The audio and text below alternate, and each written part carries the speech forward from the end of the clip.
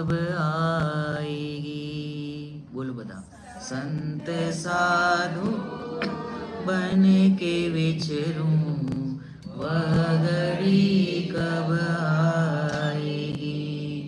चल पड़ो मैं मोक्ष पथ पर वह घड़ी कब आएगी। चल पड़ो मैं मोक्ष पथ पर वह घड़ी कब આ બધું ભાવનાઓનો ખેલ છે. કર વિચાર તો પામ. જે ભાવના ભાસે રશ્મિતાબેન હે ને, જ્યારે ભાવના ભાસે સુરભીબેન તો જ એને એ થશે, નહીં તો નહીં થાય. તો ભાવનાથી શરૂ થાય. કોઈને ડૉક્ટર બનવું હોય પહેલાં ભાવના તો ભાઈ ને કે મારે ડૉક્ટર બનવાનું છે, સડનલી ના થાય. તો આપણે શું કરીએ છીએ, ભાવના ભાવીએ છીએ. શું? હાથ મેં પીછી કમંડલ ध्यान आत्म राम का. हाथ में पीछे कमंडल में आत्म राम का. छोड़ कर घरे बार दीक्षा की घड़ी कब आएगी. छोड़ कर घरे बार दीक्षा वह घड़ी कब. संत साधु बन के विचरूं वह घड़ी कब आए. સંત સાધુ બન કે વિચરો એનો અર્થ એમ નહીં કે કપડા વગર.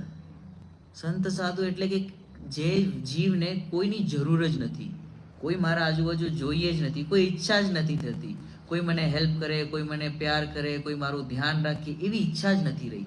કપડા તરફ જોતા જ નથી, વિશ્વ તરફ જેને જોવાની ઈચ્છા જ નથી રહી, જે સ્વભાવમાં રમે એવી જીવની જેને પરિણતિ થઈ ગઈ છે, એનું નામ સંત. સાધુ કોને કહેવાય? કે જે પોતાને સ્વભાવને સાધે, એનું નામ સાધુ. આપણને સાધુ કહીએ તો મુનિરાજ દેખાય, નહીં, જે સ્વભાવને સાધે. તો આપણે પણ પોતાને સ્વભાવને સાધીએ તો આપણે પણ સાધુ બની શકાય. એવું વૈરાગ્ય આપણને ક્યારે આવશે? આએગા વૈરાગ્ય મુझको इस दुखी संसार से. નહીં આવે. બોલો ગ્રેન્ડસન હોય ને, આપણે એને ના માનીએ, પછી થોડુંક લઈને દાદા દાદા, એને એટલું વાલું લાગે કે છોડવાનું વિચાર જ નહીં કરે. પુત્ર હોય ક્યાં પણ રહેતો ફોન કરે, મમ્મી કેમ છો, બસ આટલું સાંભળી લે, બસ મમ્મી લાગ્યા રાખે આખો દિવસ. કેવી રીતે વૈરાગ્ય આવશે ભાઈ? સંસારનું સ્વરૂપ સમજવું પડશે. શૈલેષ પંડિતજી બહુ સરસ વાત કીધી, સાંભળજો ધ્યાનથી પ્રવચનમાં.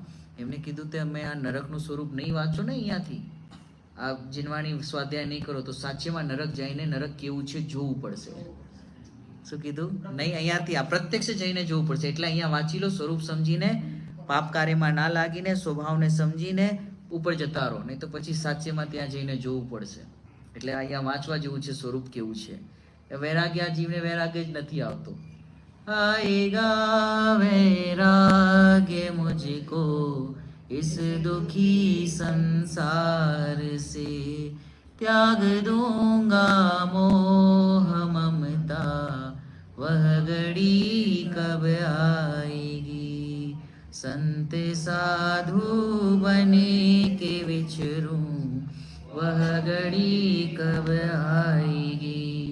चल पड़ो मैं मोक्ष पथ पर वह घड़ी कब आएगी. બોલો ડાયિત્યમાં વિરાજમાન 3.9 કરોડ મુનિરાજોનો જય. સહેજાનંદી શુદ્ધ સ્વરૂપી